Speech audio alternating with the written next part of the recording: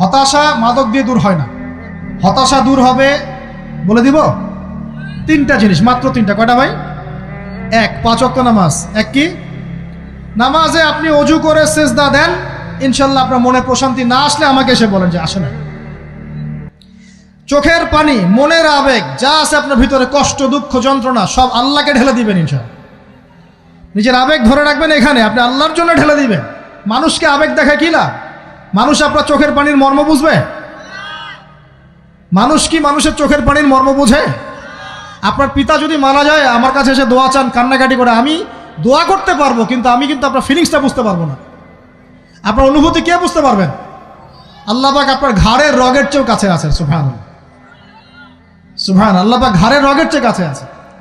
গতকালকে বাংলাদেশের একজন বরেণ্য আলেমের সাথে একটা কনফারেন্সে ছিলাম। উনি বলছিলেন যে এক ব্যক্তি, এটা শোনেন, এক ব্যক্তি খুব তার শখ যে তিনি সাহাবীদের মতো নামাজ পড়া শিখবেন। কথা বুঝতে পারছেন? সাহাবীদের মতো নামাজ শিখবেন। তো একজন বরেণ্য আলেমের কাছে এসেছেন, এসে বলছেন যে আমাকে সাহাবীদের মতো নামাজ শিখিয়ে দেন। তখন সেই আলেম আরেকজন আলেমের সন্ধান দিয়েছেন, যা তুমি তার কাছে যাও, তিনি শেখাবেন।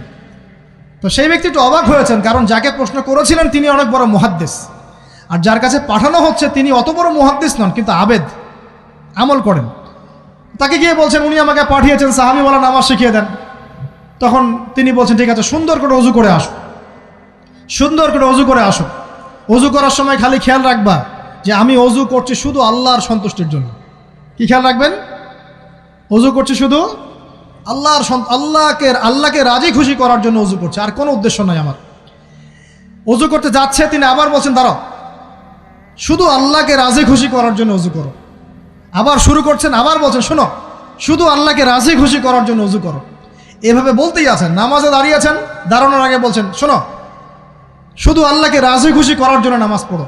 বলতেই আছেন। এক পর্যায়ে সে ব্যক্তি নামাজ শুরু করলো। নামাজে মনোযোগ এদিক ওদিকে যায়, আর তার মাথায় এটা আসে, এই শুধু আল্লাহকে রাজি খুশি করার জন্য আমাকে নামাজ পড়তে হবে, শুধু আল্লাহকে রাজি খুশি করার জন্য নামাজ পড়তে হবে। এই চিন্তা তার মনের মধ্যে ঘুরপাক খাচ্ছে। এভাবে নামাজটা সে শেষ করে চিন্তা করছে যে নামাজ তো পুরোপুরি মনোযোগ দিতে পারলাম না। বারবার মাথার মধ্যে এরকম চিন্তা আসছে, আল্লাহ আমাকে তুমি মাফ করে দাও, নামাজটা আমার মনে হলো না ঠিক মতো। তখন সে ফিরে এসে সে ওস্তাদকে বলছেন আমার তো নামাজ এরকম করে পড়লাম, কিন্তু শেষমেশ মনে হলো যে নামাজটা হয়তো কবুল হয় নাই, আল্লাহর কাছে খুব মাফ চাইলাম, আল্লাহ আমাকে মাফ করে দাও, নামাজটা মনে হলো না। তখন সেই যে প্রথম ব্যক্তি যিনি পাঠিয়েছেন তিনি বলছেন এটাই হলো সাহাবীওয়ালা নামাজ। তারা আল্লাহকে রাজি খুশি করার জন্য নামাজ পড়তেন, নামাজ শেষ করে আল্লাহর কাছে ইস্তেগফার করতেন, আল্লাহ কিছুই হলো না। আমার কথা কি বুঝতে পারছেন? অতএব আল্লাহকে রাজি খুশি করার জন্যে আপনি আপনার আবেগ, আপনার ইবাদত সব ঢেলে দিবেন ইনশাআল্লাহ। অন্য কারো কাছে কিছু পাওয়ার আশা করব। আমাকে আল্লাহ পাঠিয়েছেন দুনিয়াতে নামাজ পড়তে, রোজা রাখতে, দিনের প্রচার করতে, দিনের জ্ঞান অর্জন করতে, এই তো। তা আমি একজন মেয়ের জন্য জীবন নষ্ট করে দিব কেন? আমি তাহলে আল্লাহর কাছে কি মুখ দেখাবো, আর নবীর কাছে কি মুখ দেখাবো? ওখানে গিয়ে বলবো আল্লাহ আমি আমার অমুক প্রেমিকার জন্য আশেক হয়ে একদম জীবন দিয়ে দিয়েছি, আত্মহত্যা করেছি। গেছে ভাই, যাইতে দেন। যে ব্যক্তি আপনার অবস্থানকে মূল্যায়ন করে নাই, সে আপনার যোগ্য ছিল না।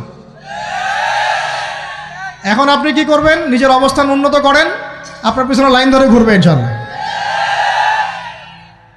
এটাই বাস্তবতা। দুনিয়া খুব খারাপ জিনিস।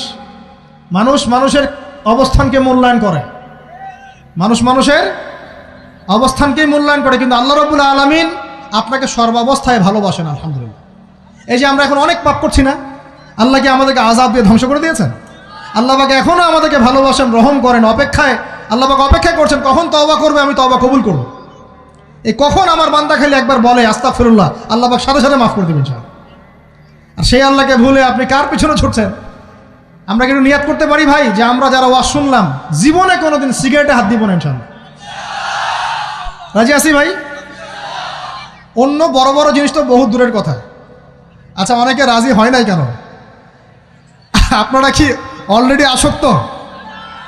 আমি অনেক ভাইকে দেখেছি মাশাআল্লাহ ইফতার খুলেই একদম বেনসন টানা শুরু করে। হ্যাঁ, এটা যে হারাম আপনাদের কেউ ওয়াজ করে শোনায় নাই? এটাকে কি মনে করেন আপনারা, হারাম না হালাল? কেউ বলেছে মাকরু, নাকি মাকরু ফতোয়া দিয়েছে? মাকরুহ শব্দের অর্থ জানেন আপনি? মাকরুহ শব্দের অর্থ কি একটু শোনেন। সূরা বনী ইসরাঈল খুলবেন। কোন সূরা? সূরা বনী ইসরাঈল আল্লাহ পাক বলছেন, আমি বনু ইসরাঈলকে এই কাজগুলো করতে নিষেধ করেছিলাম। কোন কোন কাজ? জেনা করো না, জেনার ধার কাছে যেও না, এতিমের মাল আত্মসাৎ করো না, শিরিক করো না ইত্যাদি। যারা আলেম আছেন তারা আমার কথা বুঝবেন। এই কাজগুলোর পরে আল্লাহ পাক বলছেন যে এই প্রত্যেকটা কাজ আল্লাহর কাছে মাকরুহ, অপছন্দের। কিসের? অপছন্দ। আর এটাকে আপনি সহজ মনে করছেন? নিয়াত করি আল্লাহ পাকের সন্তুষ্টির জন্য আমরা কোনোদিনও মাদকের সাথে সম্পৃক্ত হব না ইনশাআল্লাহ। আর বিশ্বাস করেন, শুধুমাত্র মাদকদ্রব্য নিয়ন্ত্রণ অধিদপ্তর এই আইন কানুন এগুলো দিয়ে, জরিমানা দিয়ে মানুষকে মাদক ছাড়ানো যাচ্ছে না, যাবে না। কেন যাবে না এটা আপনারা খুব ভালো করেই জানেন, আমি বলতে চাচ্ছি না। অনেক সময় মাদক বিরোধী কনসার্ট করে মানুষ, মাদক বিরোধী কনসার্টে ওঠার আগে এক বোতল ডাইল খেয়ে আসে আগে। এগুলো কি বাস্তব কথা বলছি না অবাস্তব কথা বলছি? আমাদের যুবক ভাইরা কোশ্চিনকালেও মাদকের ধার কাছে যাবেন না ইনশাআল্লাহ। একটা হাদিস খালি মনে রাখেন, এই হাদিসটা মনে রাখেন। নবী সাল্লাল্লাহু আলাইহি ওয়াসাল্লাম বলেছেন, কেউ যদি মাদকদ্রব্য সেবন করে তার 40 দিনের নামাজ কবুল হবে না। সিগারেট একটা খেয়েছি, 40 দিন নামাজ নাই। এরপর যদি সে তওবা করে আল্লাহ মাফ করে দিবেন। আবার যদি মাদক খায় আবার 40 দিন কবুল হবে না। যদি আবার তওবা করে আল্লাহ মাফ করে দিবেন। আবারও যদি খায় আবারও 40 দিন কবুল হবে না। আবারও তওবা করলে আল্লাহ আবার মাফ করে দিবেন। চতুর্থবার সে যদি মাদক খায়, আল্লাহ রসুল সাল্লাল্লাহু আলাইহি ওয়াসাল্লাম বলছেন, আল্লাহ পাক কিয়ামতের মাঠে তাকে তিনাতুল খাবাল পান করাবেন। কি পান করাবেন? তিনাতুল খাবাল। সাহাবীরা বললেন, ইয়া রাসূলুল্লাহ, এটা কি তিনাতুল খাবাল? কি? নবী সাল্লাল্লাহু আলাইহি ওয়াসাল্লাম বলছেন, এটা হচ্ছে জাহান্নামীদেরকে আযাব দেওয়ার পর তাদের রক্ত মাংসের যে পুঁজ বের হবে, এই যে ড্রিঙ্কস, জাহান্নামের হার্ড ড্রিঙ্কস, এই ড্রিঙ্কসের নাম হলো তিনাতুল খাবাল। আল্লাহ পাক আমাদের সবাইকে মাদক থেকে বাঁচিয়ে রাখেন। আমল হচ্ছে কোরআন তেলাওয়াত। যে ব্যক্তি কোরআন তেলাওয়াত করতে পারে নিয়মিত, তার মনের মধ্যে এই হতাশা, এই ভীরুতা, এই কাপুরুষতা কিচ্ছু আসবে না ইনশাআল্লাহ। আমি গ্যারান্টি দিচ্ছি আপনাকে, হতাশা আসবেই না আপনার মনে যদি আপনি কোরআন বুঝতে পারেন। কোরআনের একটা আয়াত নিয়ে কোনো সময় দেখা যায় 2-3 ঘন্টা সময় পার হয়ে যাচ্ছে, আয়াতটা ছেড়ে সামনে যেতে পারছি না। কোরআনের ভিতরে ঢুকলে আপনি দুনিয়ায় ভুলে যাবেন কি হচ্ছে আশপাশে। আমি এমন অনেক আলেমকে দেখেছি যে একটা বই, পাতলা একটা বই, আরবি বই নিয়ে পড়া শুরু করেছেন, ওই যে ফজরের পরে জোহরের ওয়াক্ত হয়ে যাচ্ছে, বইটাই শেষ করতে পারেননি। বুঝতে পারবেন না, যখন আপনি ইলমের ভিতরে ঢুকে যাবেন, কোরআনের ভিতরে, হাদিসের ভিতরে, আপনার দুনিয়ার খেয়ালই নাই। একজন আলেম, তিনি এক রাত্রে একটা বই লিখেছিলেন, চটি বই, এক রাত্রের মধ্যে। বলা হচ্ছে, তার সম্পর্কে বলা হচ্ছে যে রাতের খাবার তাকে দেয়া হয়েছে যে আপনি এটা খেয়ে নেন। তো সে খাবারটা পাশেই আছে, খাবারটা খাবো, এটা লিখে খাবারটা খাবো, এরকম তার চিন্তা ছিল। ফজর হয়ে গেছে, বই লেখাও শেষ, খাবার এই অবস্থায় পড়ে আছে, ডুবে গেছেন ভিতরে, খাওয়ার মাথায় তার খেয়াল নাই। এরকম হয়। একজন মনীষী, বিখ্যাত মনীষী, রিয়াদুস সালেহীন কিতাবের রাইটার, সংকলক আল্লামা নববী রাহিমাহুল্লাহ, এরকম সারা রাত চলে গেছে, পাশে 2টা খেজুর, ওই 2টা খেজুর খাওয়ারই সময় পান। হাদিস নিয়ে গবেষণা করতে রাত পার হয়ে গেছে। আমি বলতে চাচ্ছি, যখন ইলমের ভিতরে, কোরআন হাদিসের ভিতরে ঢুকে যাবেন, আপনার দুনিয়ার খেয়াল আপনার চলে যাবে ইনশাআল্লাহ। এই টেনশন, হতাশা, এই সেই বাদ, তখনই আল্লাহ পাক আপনাকে তার পক্ষ থেকে রহমত দিবেন, বরকত দিবেন, আল্লাহ আপনার দুনিয়ার কাজগুলো করে দিবেন ইনশাআল্লাহ। তখন দেখবেন কেউ আপনার দুনিয়ার ওই কাজটা করে দিয়েছে, কেউ ওই কাজটা করে দিয়েছে, কেউ বাসায় খাবার পাঠিয়ে দিয়েছে, আল্লাহ পাকই এগুলো করাই দিবেন ইনশাআল্লাহ। তো প্রিয় ভাইরা, মাদকে যাব না আল্লাহর কাছে আসবো? 2 নাম্বার কোরআন তেলাওয়াত, 3 নাম্বার আল্লাহর জিকির। 3 নাম্বার কি ভাই? আল্লাহর জিকির। চলতে ফিরতে সব সময় মুখ চলতে থাকবে, মুখ না চললেও মনে মনে মন তাজা থাকবে, মনে মনে জিকির হতে থাকবে। মনে মনে জিকির করতে পারেন? মুখ নড়বে না, কিন্তু মনে মনে আপনার একটা জিকির হতে থাকবে, সুবহানাল্লাহ ওয়া আলহামদুলিল্লাহ, লা ইলাহা ইল্লাল্লাহ, আল্লাহু আকবার। পারা যাবে? পারে। মানুষের মন কখনো চুপ করে থাকে না, কিন্তু মানুষের মন অলওয়েজ কিছু না কিছু চিন্তা করতে থাকে না, যতক্ষণ না ঘুমায় মানুষ। তো প্রিয় ভাইরা, বেশি বেশি জিকির করবো, সুবহানাল্লাহ, আলহামদুলিল্লাহ, লা ইলাহা ইল্লাল্লাহ, আল্লাহু আকবার, লা হাওলা ওয়ালা কুওয়াতা ইল্লা বিল্লাহ, এগুলো চলতে থাকবে। আল্লাহ পাক তৌফিক দান করুন, আমিন। আমরা আমাদের সমাজে যুবকদেরকে এরকম টিকটকে দেখছি, অনলাইনে আসক্ত দেখছি, জেনায় আসক্ত দেখছি, পর্নোগ্রাফিতে আসক্ত দেখছি। আমরা দেখছি আমাদের যুব সমাজকে মাদকে আসক্ত, কিশোর গ্যাংয়ে আসক্ত। এইগুলো কি আমাদের কাম্য ছিল ভাই?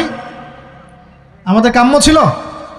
এই অবস্থায় কি যুব সমাজ আল্লাহ পাকের দ্বীনের পতাকা হাতে নিয়ে আল্লাহর জমিনে দিন কায়েম করতে পারবে কি না একটু আমাকে উত্তর দেন দেখি। এখন এই অবস্থায় পারবে? অতএব অবস্থার উন্নতি করতে হবে কিনা? উন্নতির জন্য রাজি আছি কিনা ইনশাআল্লাহ? আমরা চাই কি আল্লাহ পাকের দিনটা আল্লাহর জমিনে প্রতিষ্ঠা লাভ করুক, আল্লাহর দিন সবার ঘরে ঘরে পৌঁছে যাক, আল্লাহ পাকের দিনের যে সৌন্দর্য সবাই সেটাই, এই সৌরভটা সবাই পাক। আমরা চাই কি না? সমাজে শান্তি প্রতিষ্ঠা হোক, আবার সেই রাসূলের মতো যুগ চলে আসুক, আমরা চাই কি না? অতএব আমাদের সবাইকে যৌবনের এই প্রলোভনগুলো থেকে বেরিয়ে এসে আল্লাহ পাকের ইবাদতে আত্মনিয়োগ করতে হবে। আল্লাহ পাক আমাদের সবাইকে তৌফিক দান করুন, বলি আমিন। আমাদের সবাইকে আল্লাহ রাব্বুল আলামিন কুরআন এবং হাদিসের গভীর জ্ঞান অর্জন করার তৌফিক দান করুন, বেশি থেকে বেশি ইবাদত করার তৌফিক দান করুন। আল্লাহ পাক সবাইকে হারাম সমস্ত রিজিক থেকে বাঁচিয়ে রাখুন, জেনা, ব্যভিচার এবং নারীর ফিতনা, মাদক থেকে আল্লাহ বাঁচিয়ে রাখুন। আল্লাহ পাক আমাদের সবাইকে হালাল রিজিক, হালাল সম্পর্ক যথেষ্ট করে দিন। আল্লাহ পাক আমাদের সবাইকে যেন দিনের দাওয়াতের মেহনত করার তৌফিক দান করেন এবং আলেম ওলামার সাথে পরামর্শ করে দিন শেখার এবং বোঝার তৌফিক দান করেন। যুবতী দিনী বোনদের জন্য, এখানে বোনরা আছেন না? আছেন কি না? দিনী বোনরা আছেন? একটা নসিহত দিনী বোনদের জন্য আমি একটা নসিহত করতে চাচ্ছি, একটা নসিহত। আমার এই একটা নসিহত একটু মন দিয়ে শুনুন প্রিয় দিনী বোন। রাসূলুল্লাহ সাল্লাল্লাহু আলাইহি ওয়াসাল্লাম আমাদের দিনী বোনদের জন্য জান্নাতে যাওয়ার একটা ফর্মুলা বলে দিয়েছেন। আমি কি বলবো সেটা? আচ্ছা, রাসূলুল্লাহ সাল্লাল্লাহু আলাইহি ওয়াসাল্লাম বলেছেন আমাদের দিনী বোনেরা, আমাদের মায়েরা, এই নারী জাতি মাত্র 4টা কাজ করলে জান্নাতের যে কোনো দরজা দিয়ে ইচ্ছা প্রবেশ করতে পারবে ইনশাআল্লাহ। খুশি হন নাই? কয়টা কাজ? মাত্র 4টা। এক, যদি আমাদের দিনী বোনেরা 5 ওয়াক্ত নামাজটা ওয়াক্ত মতো পড়ে, আল্লাহ পাক তৌফিক দান করুন, বলি আমিন। 2 নাম্বার, যদি তারা রমাদান মাসের রোজাটাকে ঠিক মতো আদায় করতে পারে। 1 নাম্বার 5 ওয়াক্ত নামাজ ঠিকঠাক আদায় করা, 2 নাম্বার রমজান মাসের সাওম রাখা, 3 নাম্বার তাদের লজ্জাস্থানের হেফাজত করা, মানে শরঈ পর্দা মেনটেন করা, শরঈ পর্দা মেনটেন করা। এবং আমি বলে দেই, চেহারাটা আপনাদের পর্দার অন্তর্ভুক্ত। এটা নিয়ে অনেক বাকবিতণ্ডা হয় না সমাজে, চেহারা দেখানো যাবে কি যাবে না ইত্যাদি। চেহারা আপনার পর্দার অন্তর্ভুক্ত বিষয়, ফুল স্টপ। এর উপরে ফতোয়া অনেকে অনেকভাবে দিচ্ছে, কিন্তু বরেণ্য উলামায়ে কেরামের কিতাবগুলো ঘাটাঘাটি করেন, তাদের ফতোয়া হচ্ছে চেহারা আপনার পর্দার অন্তর্ভুক্ত বিষয়, চেহারা ঢেকে রাখবেন, আল্লাহ পাক তৌফিক দান করুন। চোখ থাকবে খোলা, ঠিক আছে। 4 নাম্বার, স্বামীর আনুগত্য করতে হবে। স্বামীর আনুগত্য, এই যে আনুগত্য শব্দ শুনলেই মানুষের একটা মানে নেগেটিভ ধারণা তৈরি হতে পারে। স্বামীর আনুগত্য মানে কি আমি তার দাসত্ব করব? আনুগত্য মানে, প্রিয় দিনী বোন, আনুগত্য মানে দাসত্ব নয়। আনুগত্য মানে কোরআন সুন্নাহর যে বিধানগুলো আপনার স্বামী আপনাকে পালন করতে বলবে, আপনি সেগুলো করবেন, আপনি করতে বাধ্য। কিন্তু স্বামী যদি কোরআন সুন্নাহর বাইরে কিছু করতে বলে, সেটা মানতে আপনি বাধ্য নন। স্বামী যদি আপনাকে বলে যে সুদ খাও, এই যে সুদী এনজিওতে আসো, নাম লেখাও। স্বামী যদি আপনাকে বলে যে আসো বেপর্দায় বাইরে যাই, সাজুগুজু করে বের হও, চলো ঘুরে আসে বেপর্দায়। স্বামী যদি বলে দেবরকে একটু খাবারটা দিয়ে আসো, আমার অফিসের কলিগ আসছে, খাবার পরিবেশন করো, আসো ডাইনিংয়ে আসো। এই যে হারাম কাজ, বেপর্দার আদেশ করছে, সুদের আদেশ করছে, আপনি সেগুলো পালন করবেন না। কিন্তু হালাল বৈধ যে কোনো বিষয় আপনি স্বামীর আনুগত্য করবেন, এটা আপনার উপর ফরজ। এই 4টা কাজ যদি আপনি করতে পারেন, জান্নাতের যে কোনো দরজা দিয়ে ইচ্ছা আপনি প্রবেশ করতে পারবেন ইনশাআল্লাহ। আল্লাহ পাক আমাদের দিনী বোনদেরকে এই 4টা কাজ করার তৌফিক দান করুন। আমাদের সবাইকে আল্লাহ পাক জান্নাতের জন্য কবুল করুন, বলি আমিন।